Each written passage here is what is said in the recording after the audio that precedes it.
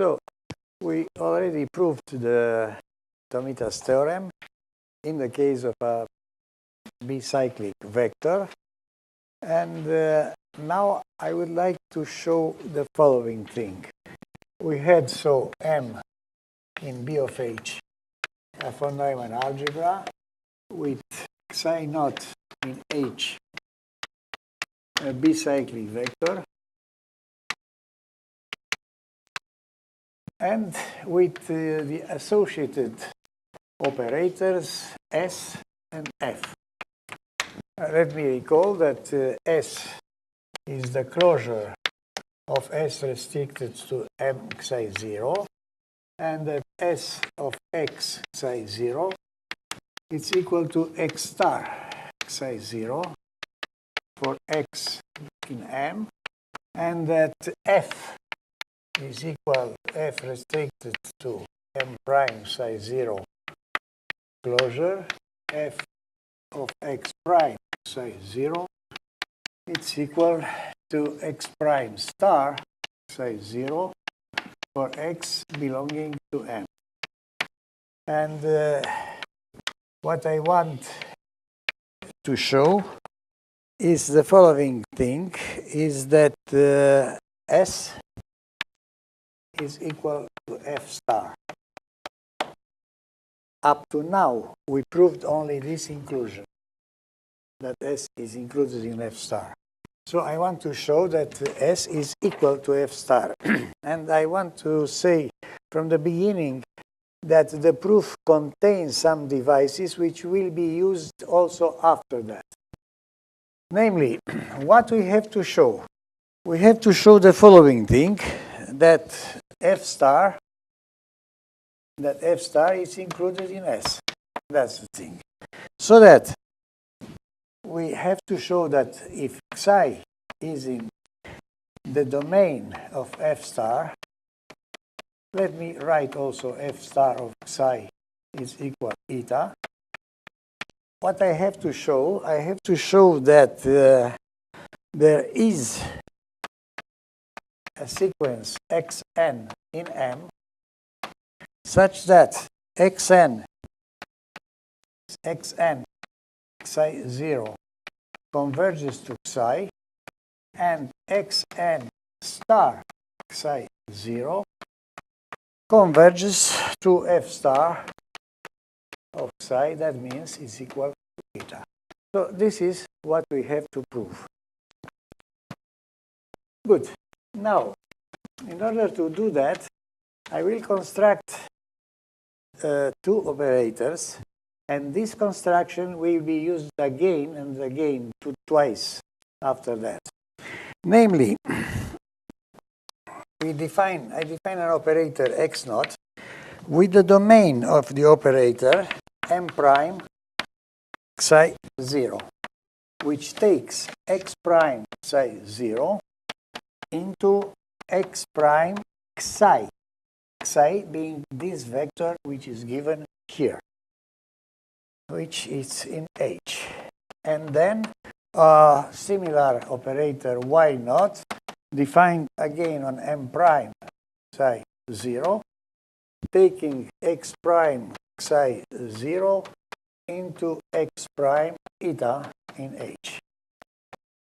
For the moment, they are just densely defined linear operators.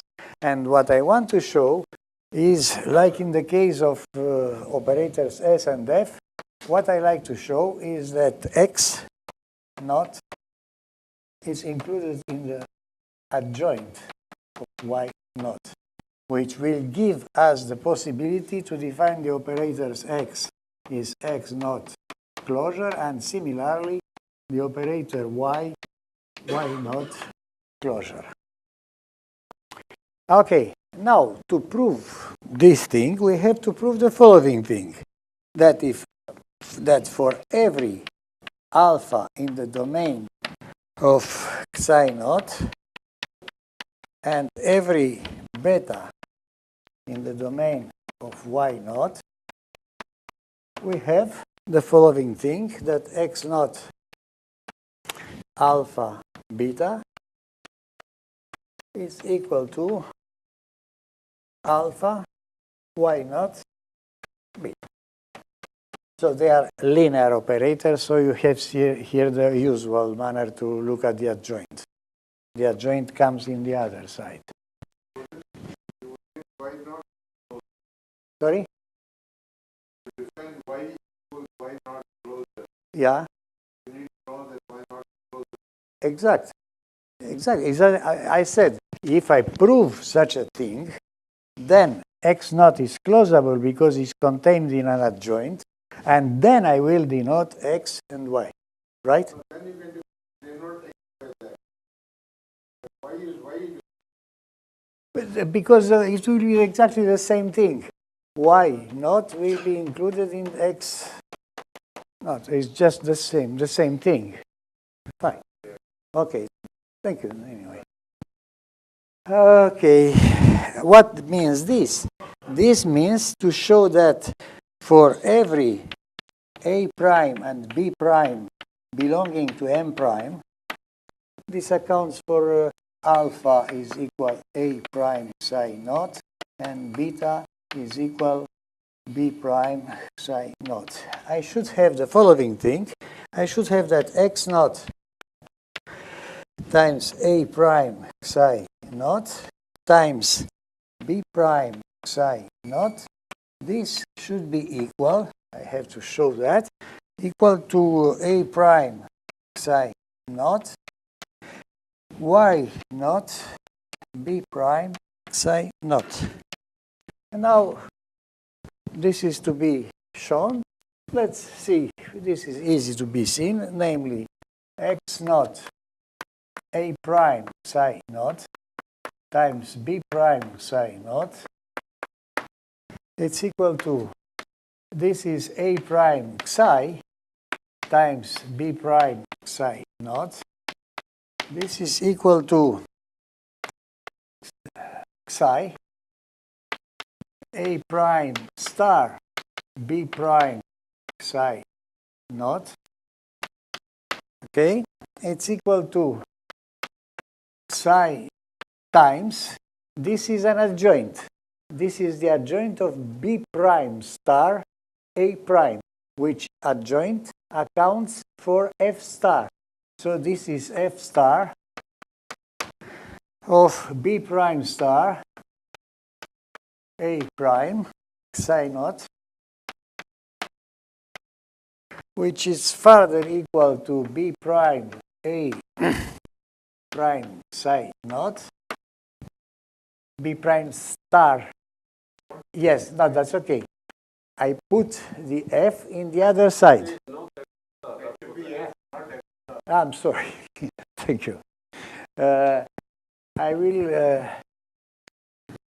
write this thing. This is equal to B prime star A prime psi naught times F star of psi, because psi is in the domain of F star. And further, this is equal to A prime psi naught times F star of psi, which is equal to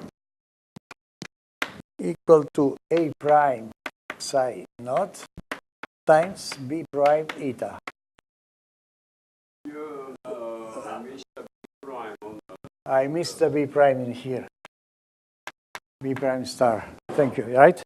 And it goes in the other side. No, it's not good. No, I am going back in this, yeah. It's A prime star. What I meant is F. B prime before F prime. Before Prime. it will be B prime is here. And so I get B prime of eta in here. That's okay. Thank you. Okay, and this is equal to A psi naught times Y naught of B prime psi naught.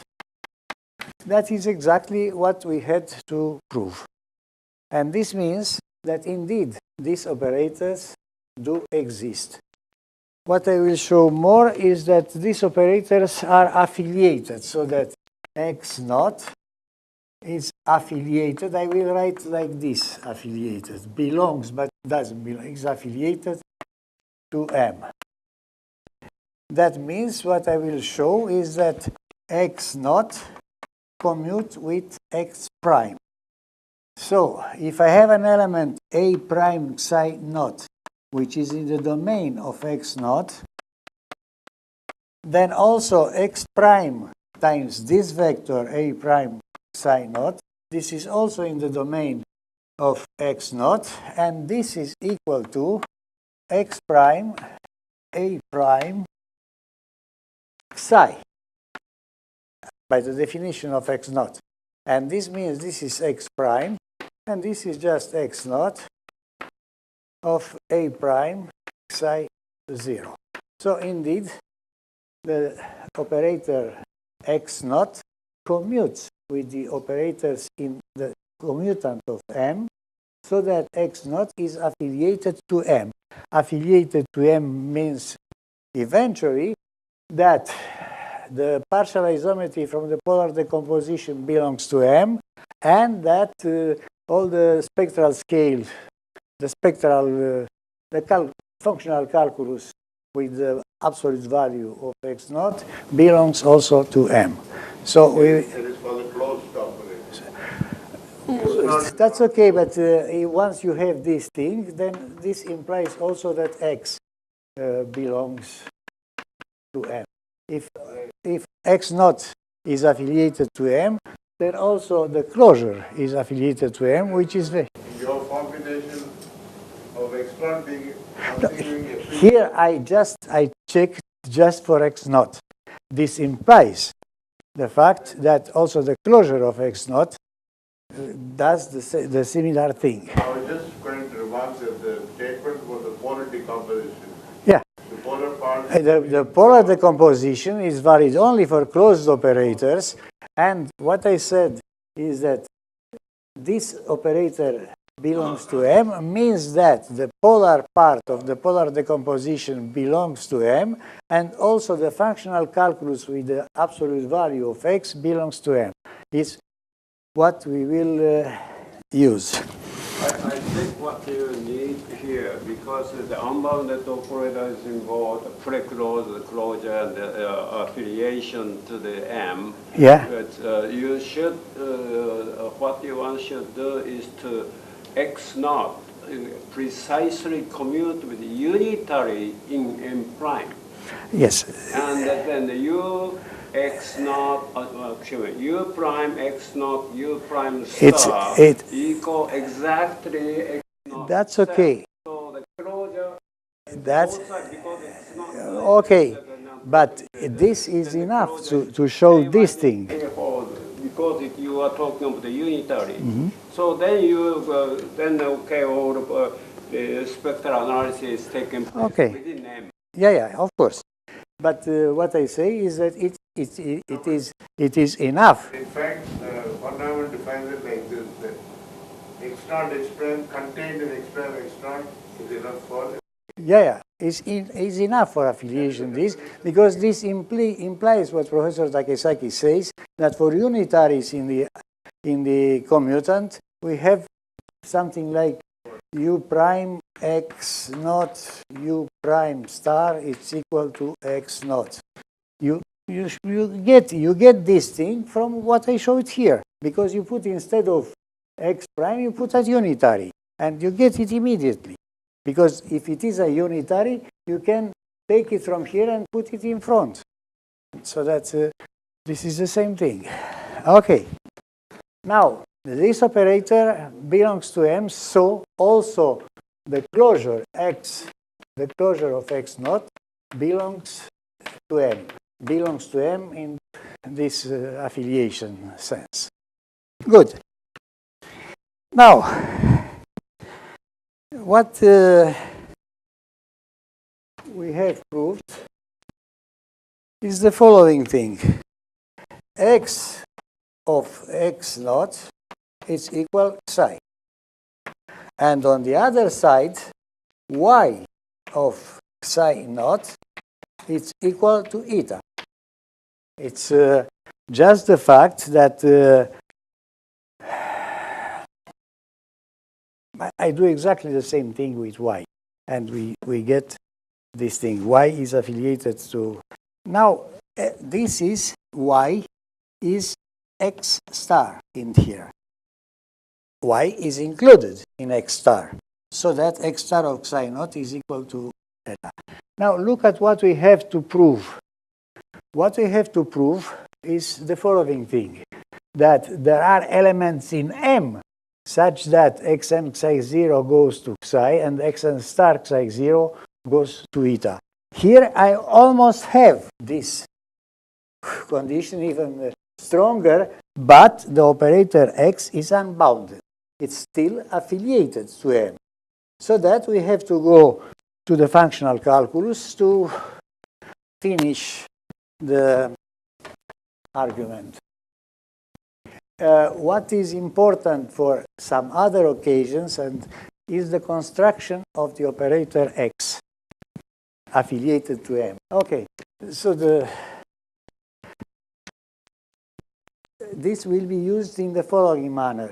If psi is in the domain of S, S is included in F star anyway. I will show that is equal to that. Then there exists a unique closed operator x affiliated to M such that x of psi naught is equal to psi. This is a fact that should be separated and will be used again. Now, we consider the polar decomposition of the operator x. X is UA, and I wrote all the properties here. A is x star x. I'm sorry, Serban, one silly question. Does affiliation to M Yes. imply that psi naught is in the domain? Of course, no. Psi naught is in the domain of x, and you have this thing. So, belongs to the domain. Should be said separately. Okay. Okay, I take the polar decomposition, and I write everything connected with it. U star U is equal to the support of A, but the support of A is equal to the range of x star, and the range of x star contains eta. X star of psi is eta. And also I will consider the other polar decomposition. X is equal, sorry? Range closure? Range closure. Okay. No, but it's even in the range. Here is equal, but eta belongs to the range of x star. You mean the equality there. And then x, I write the polar decomposition to the other side. Namely, this is BU, where B is x star power 1/2, and U star is the support of B, which is the range of x. Let's put this, but this contains psi. Even the range contains psi. Okay. Now, of course, what we have is B is equal UA U star. And this means that for any Borel function phi defined on 0 infinity to C, Borel, we have for the functional calculus phi of B is equal U phi of A U star is a transportation by isomorphism. And then I put the U star in the other side.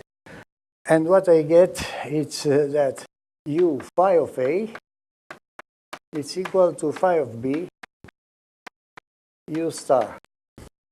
U, sorry. Okay. Now, we have that U is in M, and also for bounded functions, phi of x belongs to M for all bounded functions, because x is affiliated to M. Now, we have the following thing.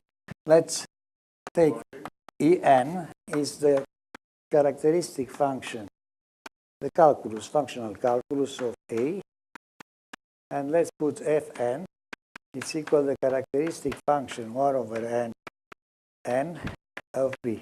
You said, Sandra? Phi of mod x, not phi of x. Functional calculus you have only for self-adjoints. Phi of modulus of x, okay.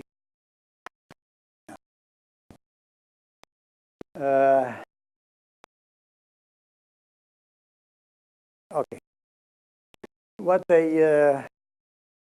I put here, phi of modulus of x, the name is phi of A and phi of B.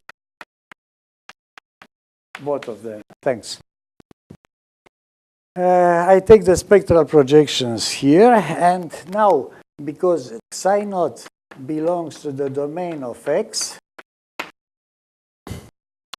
and x of psi naught is equal to psi. What do you need psi naught in the domain of x adjoint? Here I did the x. In domain of x is triviality. It doesn't matter. The other one is not. Yeah, so x, This is a very this is separate. This was written before, and this is separate. Namely, that we have to retain that for every psi in the domain of S, there exists an operator affiliated to M, such that psi naught is in the domain of x, and such that x of psi naught is equal to psi, because psi to the domain of x is the same as psi in the domain of f star there. So that this is something to be retained as a separate thing. Right? So this is what we did already, and I put it separately. Now, what I have, and I have x is UA. This means that U, let's put also a function here, function phi n is equal to P of 1 over n of A. Of T. Phi n of T is this one. So that we have U phi n of A times psi naught. It's equal U. This is, of course, A E n of psi naught. And this converges to U A psi naught. That means x psi naught. That means x psi. So that I have to show now just the other thing, the thing in here.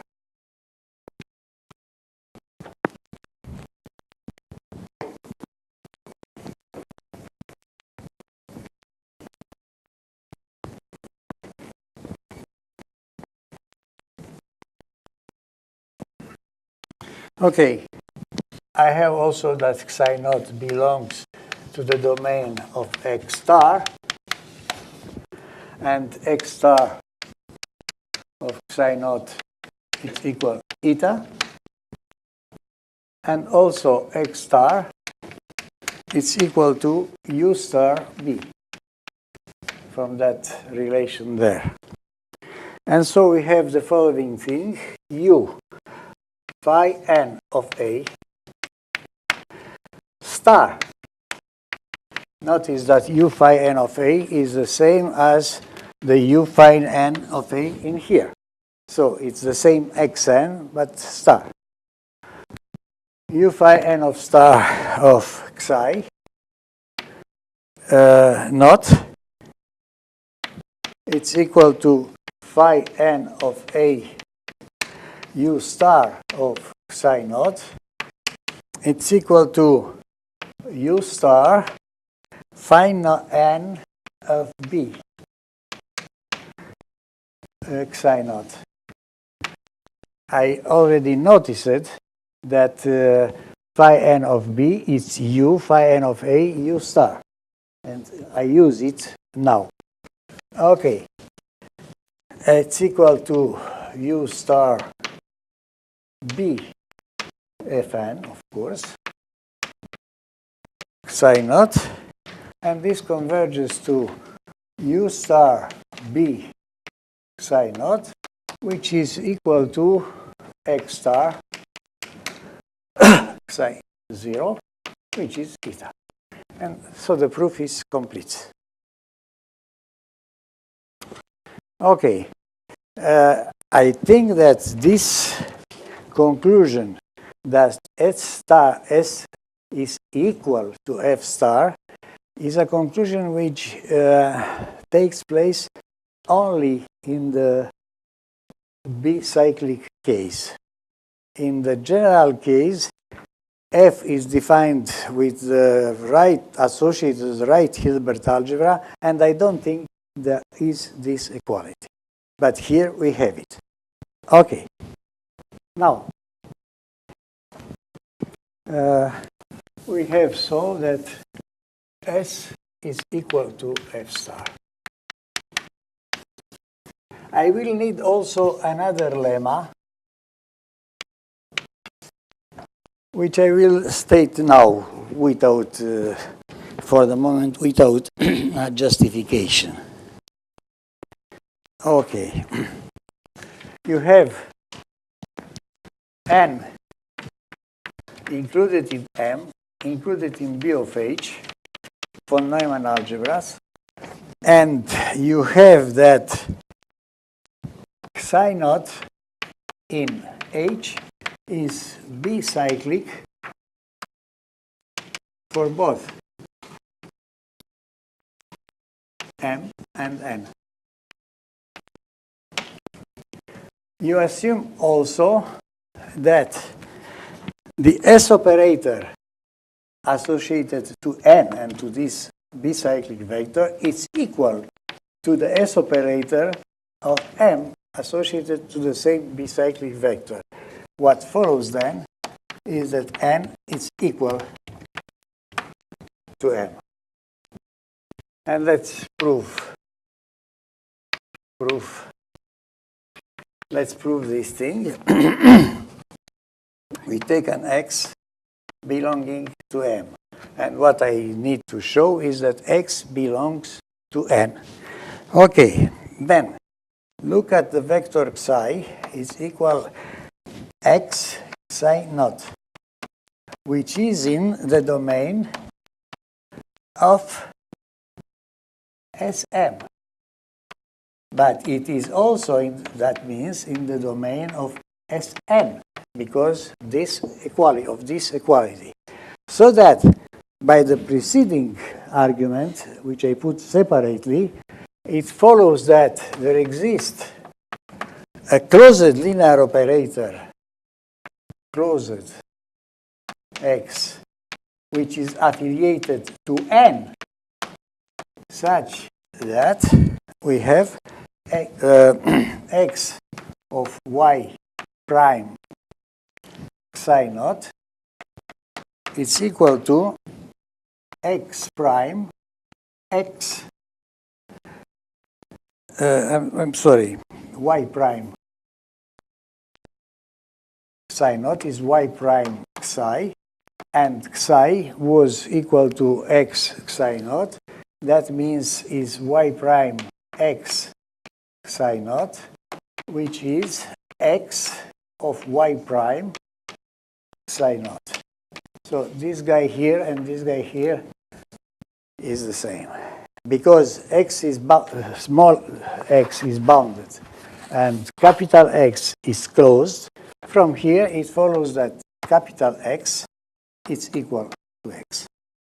It's an easy argument. Just take an element in the domain of X. Okay, good. The domain of X is the closure of that, is restriction to here. So you will get a sequence Y prime n and psi naught converging to that element in the domain of X. You write all this, and because X is bounded, you will have convergence also in the other side. So that X is equal to X. So that X is bounded. It was affiliated to N, so it belongs to N. So that X belongs to N. And this is the end of the proof in here. Now, having this result, but let me say that I will use once more later the thing that was written in here, that separated conclusion. Well, now what I want to show is the... Maybe I have to make a comment. In fact, that whenever you have said type 3 factor, the subfactors, then the common bicyclic vector is G delta dense in the Hilbert space. It's not a rare case. Indeed, most of the cases you hit is indeed the separating, the generating vector for both of them. So this SM equal to SM is a very, very strong, it's a very strong condition. Distinguishing algebra. Well, for the... So this part, what he proved is indeed... and I think this... but this very simple lemma was, I think, first used by Sakai in some occasion. Okay. Now, what I have to show is the Tomita commutation theorem.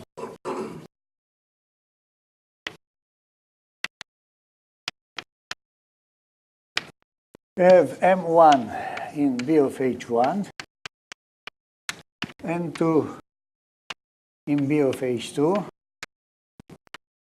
von Neumann algebras, and then you have M1 tensor, M2, the tensor product, and you take the commutant of it. On the other side, you take M1 prime, the commutant of M, tensor, the commutant of M2.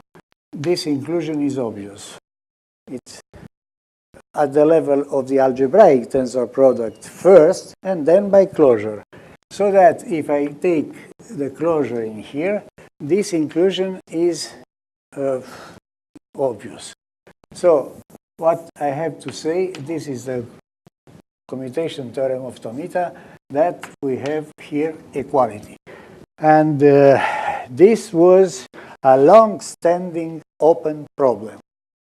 It was proved by von Neumann in the semi-finite case, and let me mention that Sakai proved such a commutation theorem assuming that just one of the algebras is semi-finite. But here is without any restriction. Well, I will consider first the bicyclic case. So that I will take here psi1 in H1, which be bicyclic for M1. Here psi2 in M2, which be bicyclic for M2. Correspondingly, I will denote by S1 and F1 the corresponding operators. So let's be more precise. S1 is S of M1, and F1 is F of M1. And here also S2 is the S of M2, and F1 is the F2 is the F of M2. Now, what we have in here, we have the vector psi1 tensor psi2.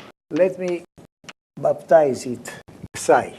This is a vector in the space, I'm sorry, here not M2, but H2. Is a vector in H1 tensor X2, H2. Well, this vector, let me recall this thing,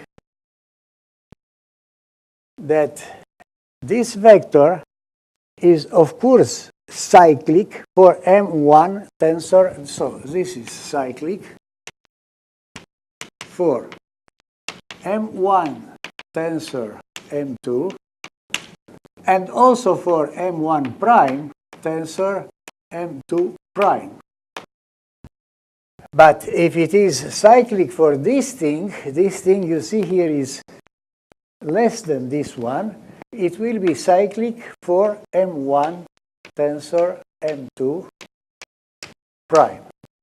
So this vector is also a bicyclic vector for M is equal M1 tensor M2. Let's denote by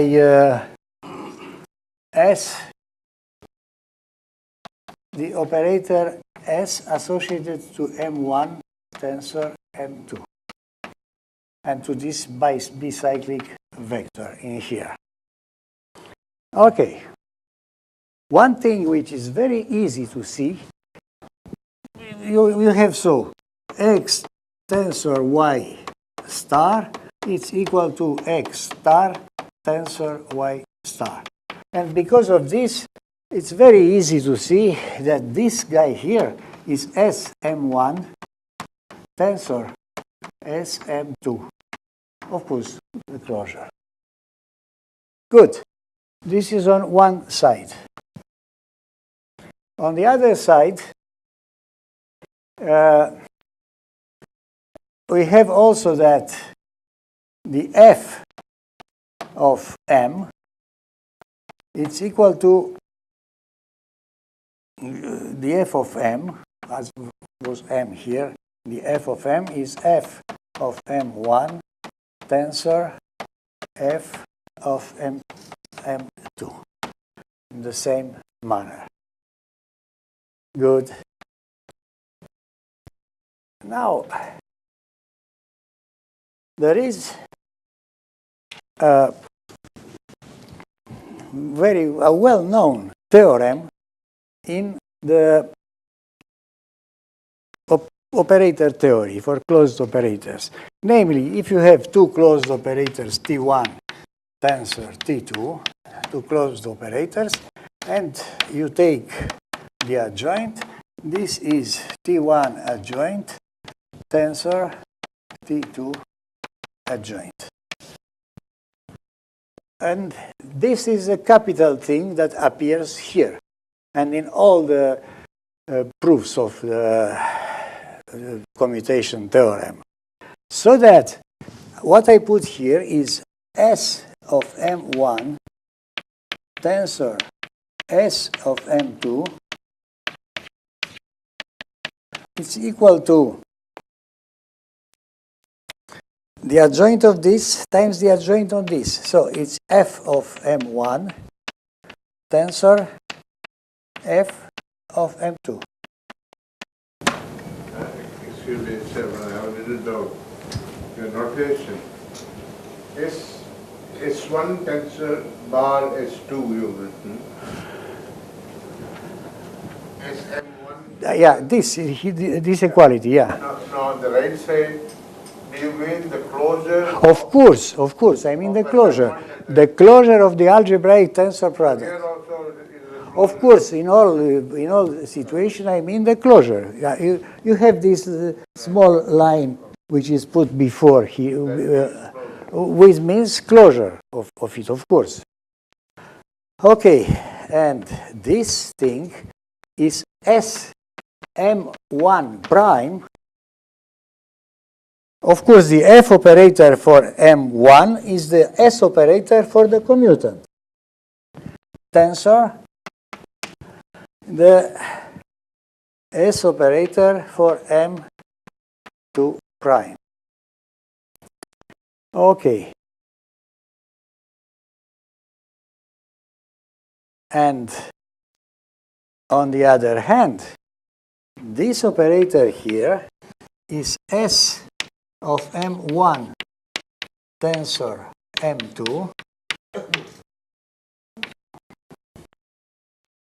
Okay, so I have this is S1 star. I'm sorry, is S1 tensor F2. It's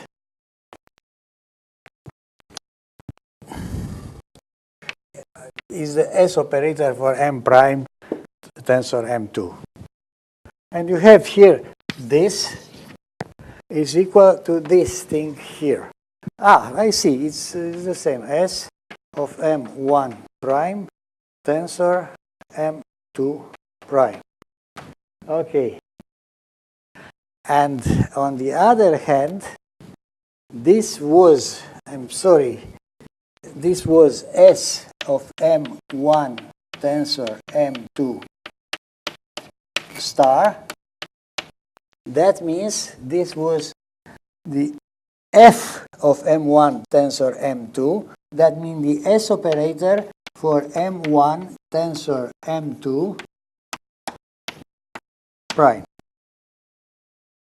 So you have the S operator for this big algebra is the S operator for this smaller algebra. By the previous lemma, it follows that they are equal, so that the proof is complete in this case. Okay. I will need just one more trick in order to prove the general case.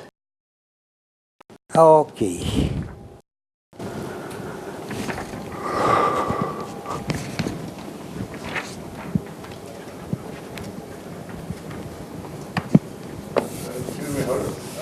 I'm sorry. The equation that you just erased, on the left side you had S of? So it's this thing that I wrote. It's S M1 tensor M2, which is this thing, which is star, and which is the S operator to M1 tensor M2 prime. No, but there what you had written was S of M1 prime tensor M2 prime. Yes, it's written also. It's also here. It is also here written, so that it was superfluous to put it there. But on the other hand, this is SM1 tensor SM2. It's S of M1 tensor M2. That's okay. You take the adjoint, it is adjoint. So it is the F operator associated to M1 tensor M2. That means it's the S operator associated to the commutant of M1 tensor M2. Okay. I will now prove the general case, no bicyclic vector, using a smart device by a Belgian mathematician, I think kind of a student of Van Dahl, but I don't remember the name now. I present this approach in the Turin lecture notes in the fall of 1970. Okay. It's Turin had a special year project for 70 through 71, and I participated in the fall of 70. So I precisely I gave this proof for the contant theorem of the tensor product. So anyway, I've read it. For normal algebras, that the tensor product involved, so the contant theorem is needed. So I read this as a paper of a young, at that time, a young Belgian mathematician. I don't know the name now. The general case. In the general case, what we will show will be the following thing, that the algebras M1 tensor M2 prime and M1 prime tensor M2 prime, these algebras do commute. And if I show this thing, it follows that M1 tensor M2 prime, it's included in M1 tensor M1 prime tensor M2 prime, which is equal to M1 prime tensor M2 prime. So that this is the thing to be shown. Now, I take an operator from here, an operator which I call T prime from here.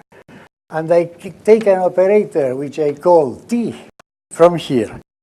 And two vectors, psi and eta, psi in H1, eta in H2. Then, what I have to show is that T prime T psi tensor eta is equal to, okay, what I have to show is that T prime Xi tensor eta, scalar product with Xi tensor eta, is equal to T prime T Xi tensor eta, Xi tensor eta.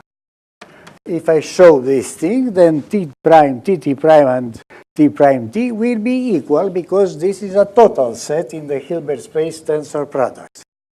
Now, let's make some notation. Namely, I consider the projections E, which is M prime psi, M1 prime psi, which is a projection in M1. The projection E prime, which is M1 psi, let me put the closures here. M1 psi, which is a projection in M1 prime. Also the projection F, which is M2 prime psi, which belongs to M2, and F prime, which is M2 psi belonging to M2 commutant. I consider these projections. Let's put okay. Then, if I put these projections, psi is under E and E prime. Eta. Sorry, eta. The second vector, eta is under F and under F prime. So that I can put here E prime tensor F prime times psi tensor eta. It's the same thing, right? Also here, I can put the same thing, E prime tensor F prime of Xi tensor eta.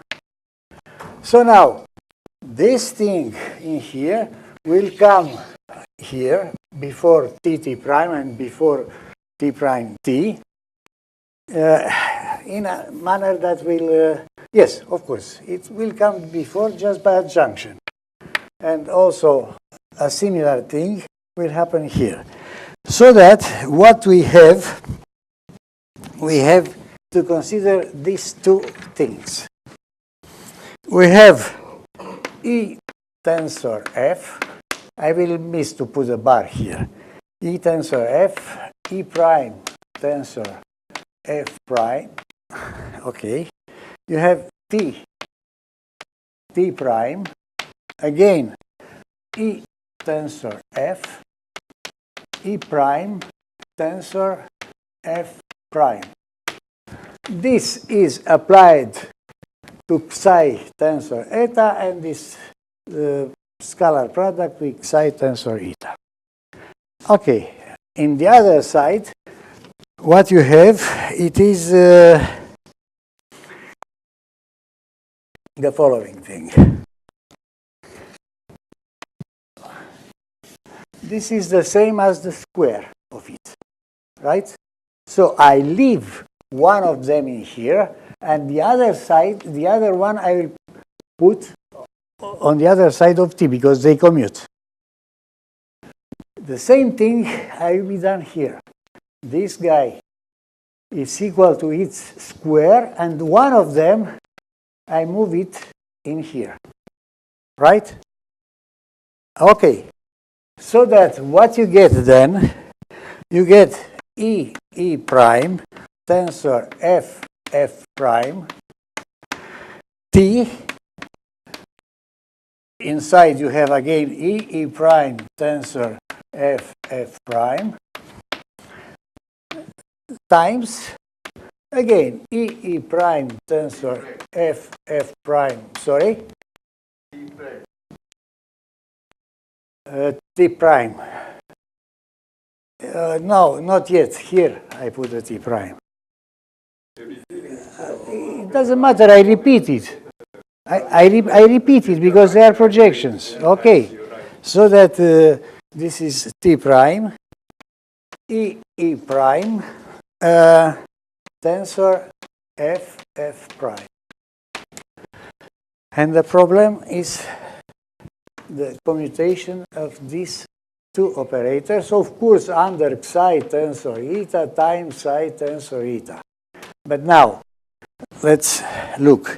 The first operator here belongs to the algebra E prime tensor F prime, M prime tensor M1 prime tensor M2 prime. T was in there, right? Okay, times here, the operator here, and again it's E prime tensor F prime. And here you have the operator T prime, which is M1 tensor M2 prime with, again, E prime tensor F prime, E prime tensor F prime. Now, this is equal to the algebra E prime tensor, E prime, sorry, M1 prime, E prime tensor F prime, M2 prime, F prime. Okay, and this is the algebra. I will give this slight argument immediately. This is equal to E prime M1 E prime tensor, yes, I'm correct, tensor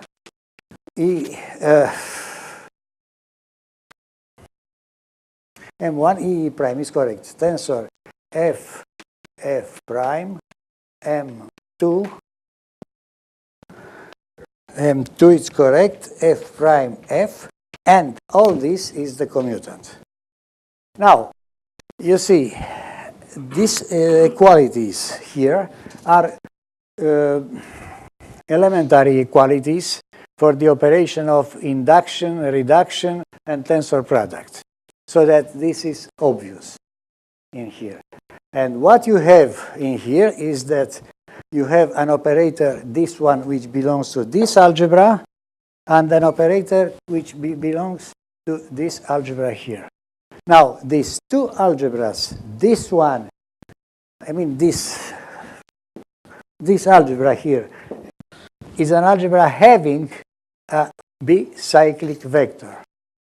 So that these operators are in algebras with bicyclic vectors, so that they commute by the case considered before of bicyclic vectors. I'm sorry, I don't remember. It's Van something, the young Belgian mathematician who did this. Very nice proof. It's very elementary. And it's tedious to write all these things, but otherwise it is a splendid. And so the commutation theorem is completely proved. Okay. Now I think 8, it's 10:30. I have half an hour more, right? Okay. Having half an hour more, I will begin a new chapter, namely what Professor Takesaki named the Tomita algebra. The situation is the following. If M is a factor, then M intersection with M prime is equal to C is very small. But even in this case, we will see that M psi naught intersection with M prime psi naught, it's still dense in H. So it's big, it's very big. But in order to see this thing, we have to introduce a notion which is called analytical extension. Let me first recall one thing which you can find, for instance, in lectures, my book with Gido, 920. It's about the very well-known Stone theorem, where you have ut, t in R, and SO continuous, one parameter group. A group of unitaries in a Hilbert space H. Then there exists a unique self-positive, self-adjoint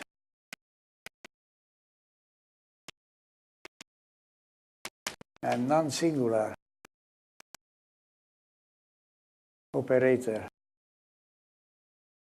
A, such that ut is A to power it for every t in R. And this A, which is nothing that e to power h, where h is the infinitesimal generator of the one parameter group, this will be called the analytic generator.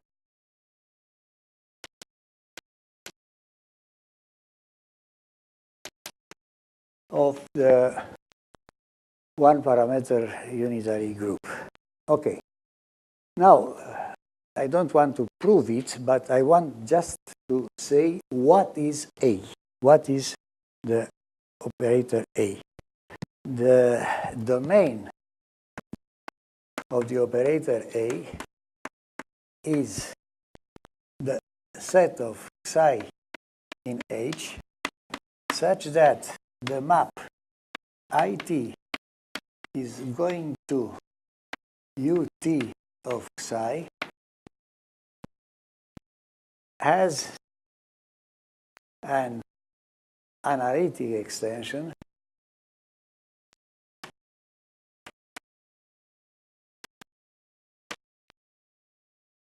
in the strip, in this strip. Here you have IR, and the strip is up to 1 here. In this strip. Has an analytic extension in this strip, which is continuous bounded on the closed strip and analytic in the interior. This is the domain. And then for psi in the domain of A, what is A of psi? Is the value in one of this analytic extension.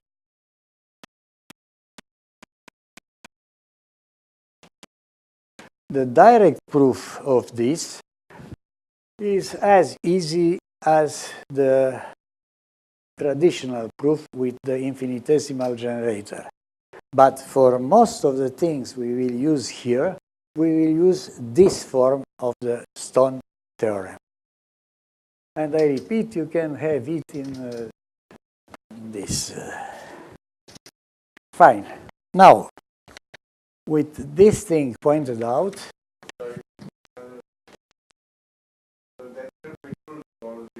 it should. Yeah, yeah. It's bounded and continuous on the whole strip, closed strip, is analytic in the interior, but it has a value in 1. And the value in 1 of this extension is the A of psi of that element in the domain.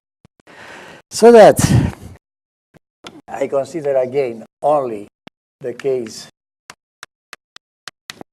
where psi naught is in H, a bicyclic vector,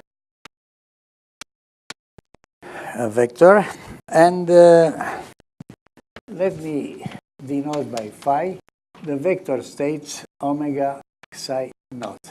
That means phi of x is equal x psi naught, psi naught. Okay. Good. Because it's bicyclic, the support of this normal form is equal to 1. So the form is fightful. We denote by S, F, which is equal S star, J, delta, sigma, which is sigma phi, and J from M to M prime, the symbols associated to the bicyclic vector, the S operator, the F operator, the canonical conjugation, the modular operator, the modular automorphism group, and the canonical anti-isomorphism between M and M prime. Okay. Now,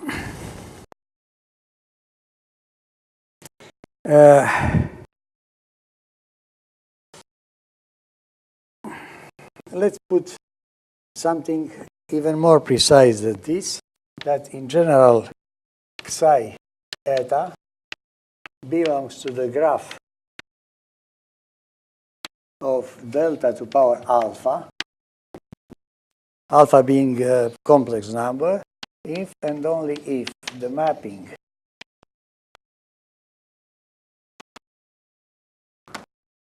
IR is going into delta power IT psi, which is in hash, has a continuous, bounded, and analytic in the interior extension to the strip from IT. Here we have IR, and here is the real of alpha.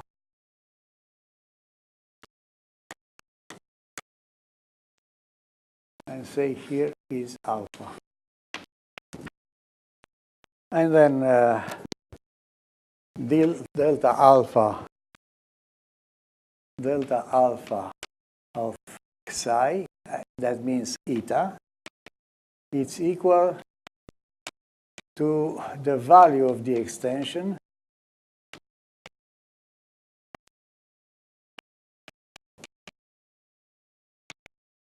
in alpha. And here. Okay. Now we have the following thing.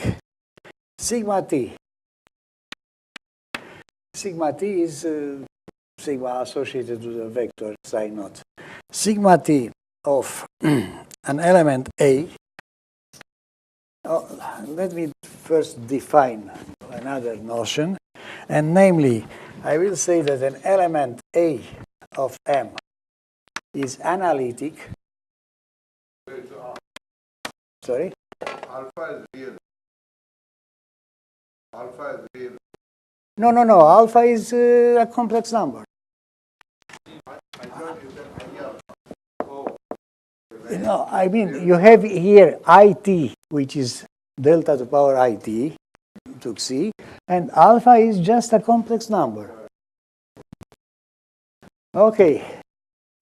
An element A in M is called analytic if the mapping from IR contains IT. Alpha should have taken the picture, should have the positive real part. No, I just took this situation.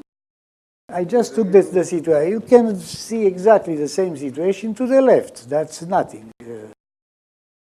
So that is just for making a choice on the design. So, if the map IT is going in sigma T of A,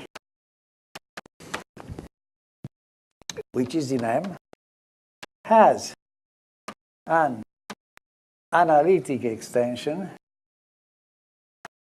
Well, I put analytic. It should be continuous bounded on the whole thing and analytic in the interior extension to the. No, it has an analytic extension to C, to the whole thing. So, really, an analytic extension to the whole thing. These are the analytic elements. Now, this extension will be denoted by F, defined on C, taking an alpha, which is going in F associated to A. F is associated to A of alpha. Now, by the uniqueness of the analytic extensions, it follows that this map is necessarily in M, because for IT, it is in M. So that this means an equality, namely commutation with the elements in the commutant. So that it is an equality, and by the principle of the continuation of analytic equalities, it follows that Fi of alpha commutes with every element in M prime. So that this is automatical.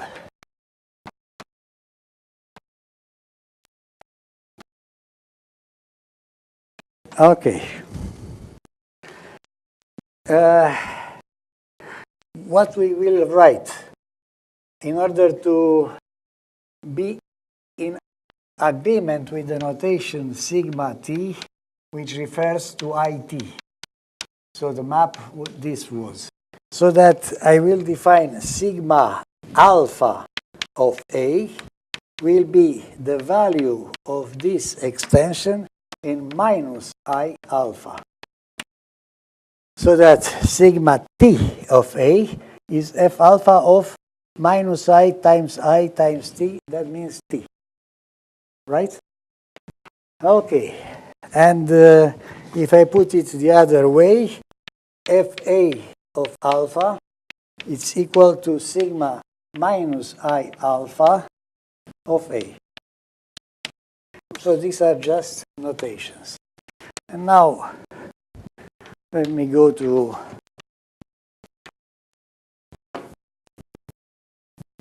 now. I denote sigma alpha this one, where this is the extension.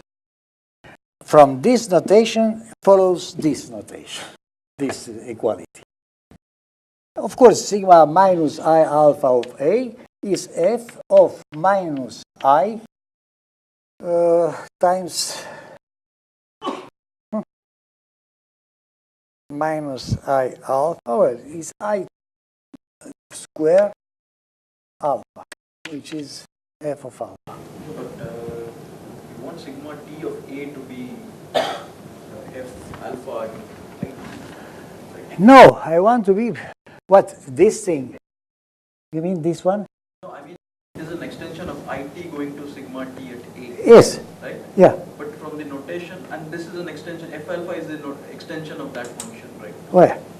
But from your notation, it seems that sigma t of A is F of A at minus IT. Let me see again. Sigma.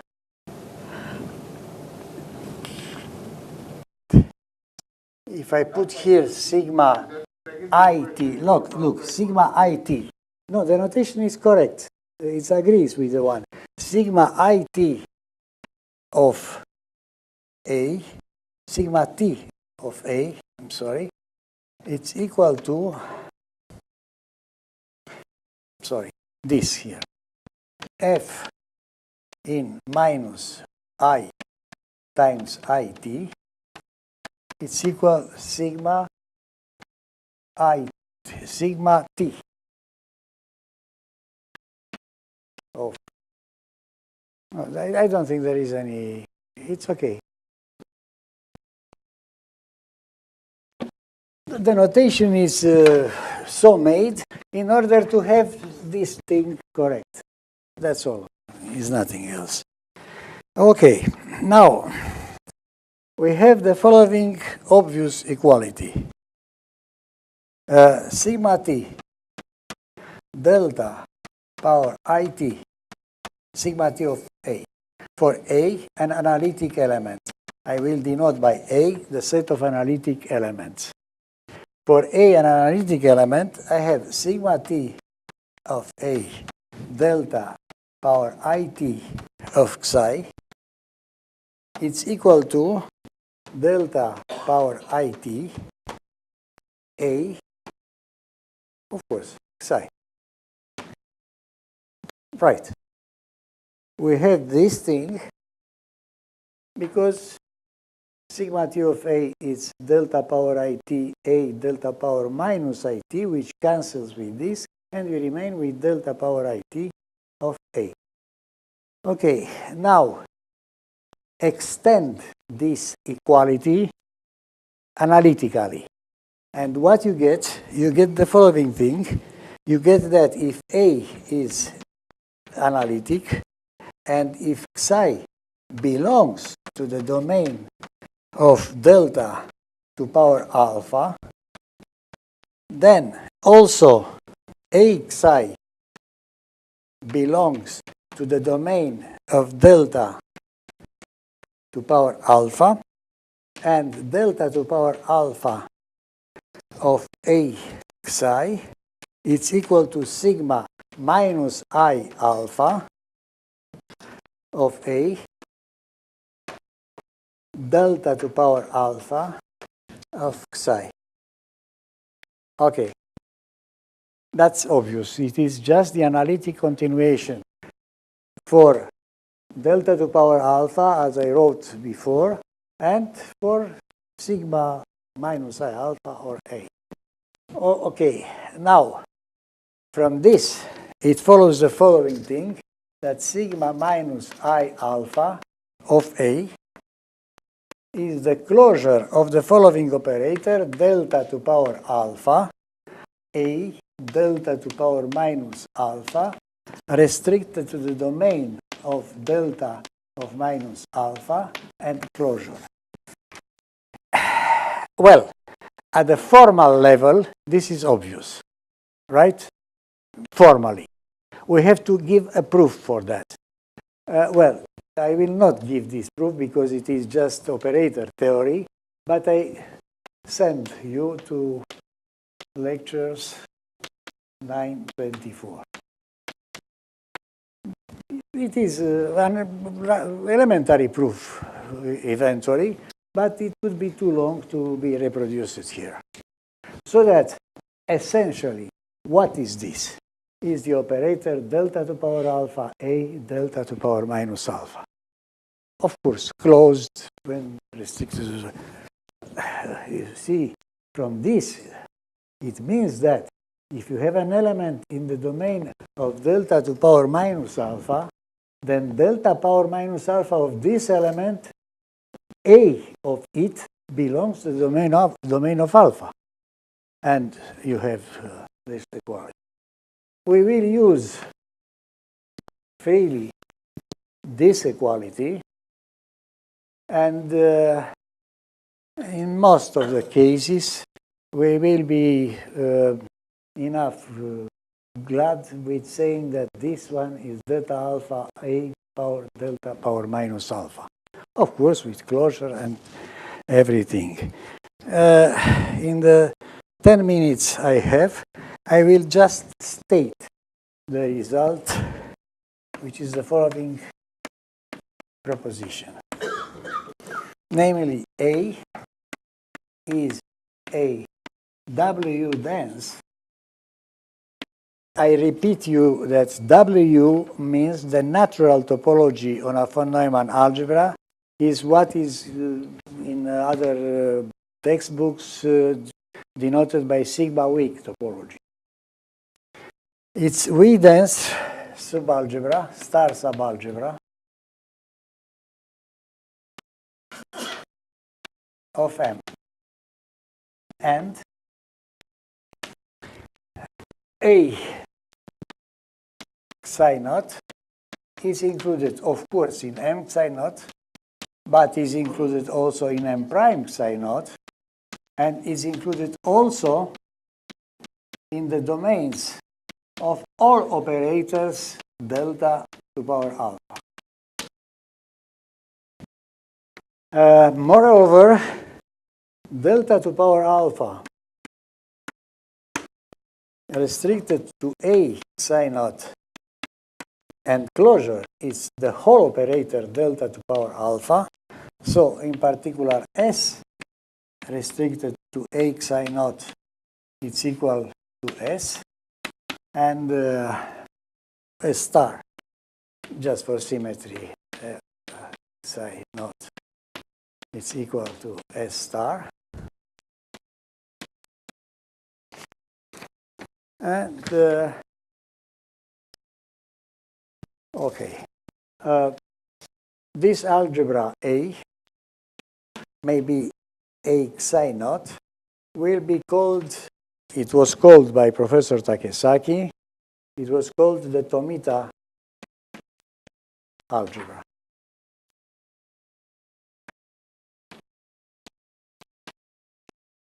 And tomorrow I will prove, it is not a very difficult proof this. Let me just mention from the definition, it may be a good exercise for you if you like, that sigma alpha conjugate of A star is equal to sigma alpha of A star. And sigma alpha of AB is sigma alpha of A, sigma alpha of B. Well, this is obvious because for sigma t, you have sigma t of A. Sigma t is an automorphism. Sigma t of AB is equal to sigma t of A times sigma t of B. And then by analytic continuation, you get immediately this. The same thing happens here. And I thank you very much for your attention.